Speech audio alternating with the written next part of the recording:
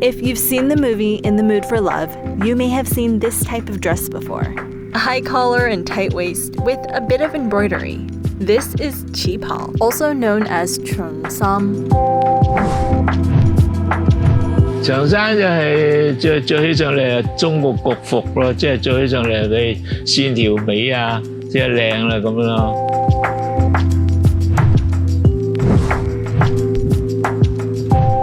cheongsam 我覺得着起上嚟就高貴、斯文、大方嗰啲咯，即係咯，即係傳統服裝嗰啲咯，係咯。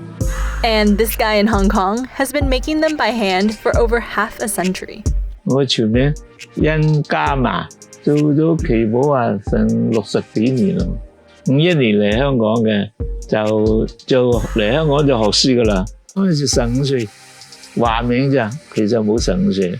如果講香港計啊，14歲、13歲幾啫。我三代都係裁縫嚟㗎，我阿爺都係裁縫啊。The Qipao started appearing in 1920 Shanghai, as featured in this movie, An All-Consuming Love. Qipao means banner gown in Mandarin Chinese, a reference to the iconic banners of the Manchu people. It's a combination of influences from the West and the Manchus, who ruled China at the end of the 19th century. In Hong Kong, it's the wardrobe choice for movies set in the 1960s, including The World of Suzie Wong and In the Mood for Love. In Cantonese, it's called cheongsam or long dress. 旗袍就係60、70年係最盛行。嗰陣時未曾有啲廠啊嘛，嗰啲廠嗰啲冇現成賣噶嘛，全部啲衫要做嘅，揾師傅做嘅。呢件係嗰陣時啊，20、30年代喺上海嗰陣時最出名嗰啲，同埋呢度未有拉鏈嘅，拉鏈嘅香港先至興嘅。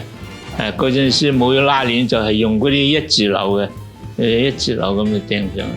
做呢件都要三日幾先至得㗎。呢個背心啦，呢個寓意咯，呢個寓意係嗰陣時啲有錢嗰啲少奶奶啊，嗰啲小姐啊，做呢啲㗎。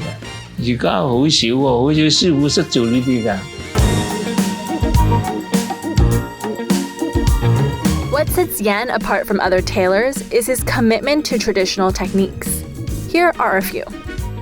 First, he uses an old Chinese counting system called suzhou numerals to take down measurements. 嗰啲冇阿拉伯字㗎，唔識得嘅，就係用呢啲打碼字啊。就一就咁樣嘅，就係咁叫一咯，咁又叫2咯，咁又叫3咯，呢個叫4咯，呢個叫5咯，呢個6咯，呢個7係嘛，加多畫就7，呢個8，呢個8，呢個9。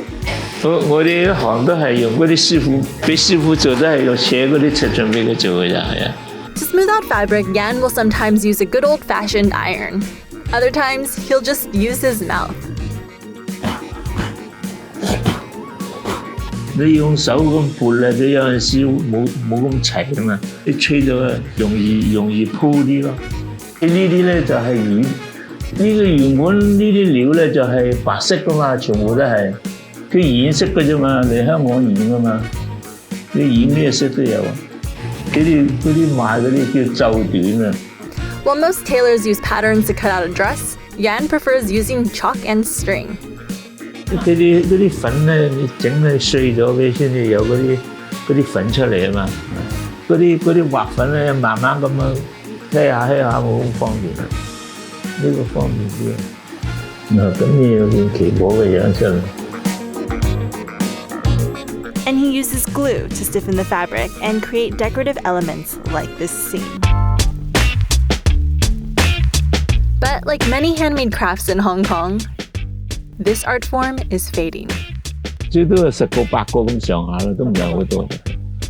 有啲即係公司好似接咗啲翻嚟發，叫佢拎翻屋企做咯。That's because it takes years to become a dressmaker. Yan had to start off as an unpaid apprentice. 冇人工㗎，學咗3年都冇人工㗎。做嗰啲陣時，我哋幫佢掃地啊、抹地啊、買埋嗰啲濕碎嗰啲嘢咯。嗰啲師傅做嗰啲正式師傅就瞓喺上面，我哋瞓下邊嘅。瞓喺下邊咧，哇！嗰陣時嗰啲木床啊，好多木虱嘅。哇！我覺得我成身都爛晒。我新做無線嗰啲做邵氏公司戲噶嘛。He started dressing stars like Angie Chiu, Lily Ho, Michelle Yeoh, and even beauty pageant queens. 你而家就唔記得咗啦，大家都成千聲都有啦，因為Today, Yan divides his time between his small studio and a tailoring school where he teaches students his craft. 咁旗袍嚟講係我哋一個好主要嘅科目，咁所以我哋係邀請咗殷師傅過嚟。佢嘅優點咧就好多，缺點就冇乜，因為佢教咧真係不遺餘力咁，好用心去教。最難嘅部分咧，我就係覺得一個人體嘅線條咧係點樣顯現出嚟，呢個係最難係去捉得到。係喺現時嚟講，有好多人都仲有興趣係渴望去學呢一樣嘢嘅話咧，我相信如果通過我哋大家去分享嘅話咧，我哋都好希望將呢個旗袍咧係繼續一路承傳到落去嘅。如果見唔到長生，真係好失望噶啦，因為佢學冇咗嘛。即係希望啲人即係發揚光大嗰啲咯。有冇咩新星啊？做咗咁多新星咩新星啊？冇咩新星嘅啫，我哋係咁做嘅咋。佢未做過呢啲俾我。咁你想唔想師傅做得好？我想啊。點解啊？因為睇着你嚟靚啲嘛，依家。師傅有冇做俾你？結婚嘅時候嗰件衫我做嘅咯，而家仲要上喺度啊！